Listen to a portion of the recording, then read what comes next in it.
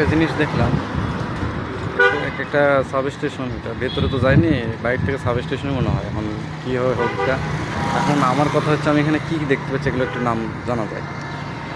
এই যে একটু যে বৈদ্যুতিক পোল দেখতে পাচ্ছি, টাওয়ার টাওয়ার, এই টাওয়ারে যে টানা দেওয়া আছে, হ্যাঁ, সিনেমাটিক তৈরি যে ডিস্কগুলো দিয়ে টানা দেওয়া আছে, এক একটা 11 কেভিএ পর্যন্ত, হ্যাঁ, ভোল্টেজ সহ্য করতে পারে।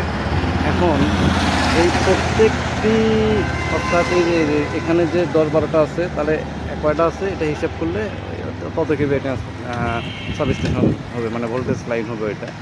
আর এখানে যে ডিস্কগুলো আছে, যে টানা দেওয়া আছে, তার মানে এটা হচ্ছে স্ট্রেন ইনসুলেটর, এগুলো ইনসুলেটর বলে, স্ট্রেন ইনসুলেটর এটা। আর যে যে নিচের দিকে করা আছে, হ্যাঁ, এই যে নিচের দিকে ঝুলন্তর জন্য এটাকে বলা হয়েছে সাসপেনশন ইনসুলেটর।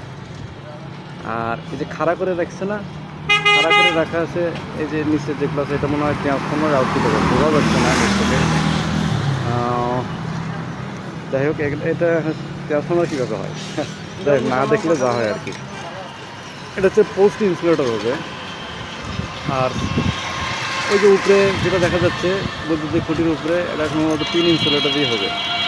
এগুলো সব তার বলে না, ইঞ্জিনিয়ারিং ভাষায় কথা কওয়া কি না এদের যন্ত্রণায়। উপরে যে তারগুলো দেখা যাচ্ছে এটাতে বলা হয় কন্ডাক্টর। কন্ডাক্টর অনেক ধরনের আছে, এটা সম্ভবত এসিএসআর, অর্থাৎ হলো অ্যালুমিনিয়াম কন্ডাক্টর স্টেইন রেইনফোর্স হবে।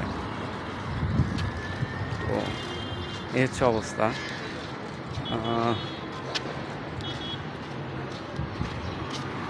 এই যে বৈদ্যুতিক তারগুলো দেখতে পাচ্ছেন কি, এখানে কি কি আছে?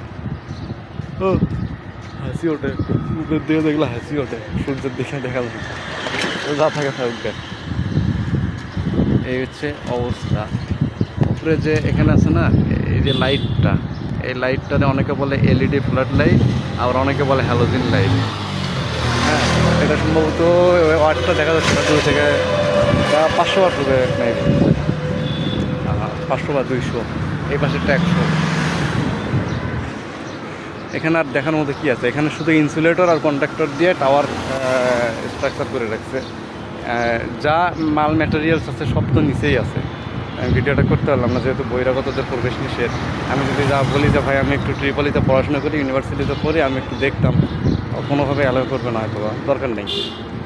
এমনিতে খাওয়া দাওয়া এখনও করিনি, সময় এখন 2টা 46, সারাদিন কিছু খাইনি, খাওয়ার টাইমও হয়নি, যাইতেছিলাম, তাই ভিডিওটা করলাম। আগে যাই খাবো, তারপরে পরীক্ষা দেবো, 5টায় পরীক্ষা।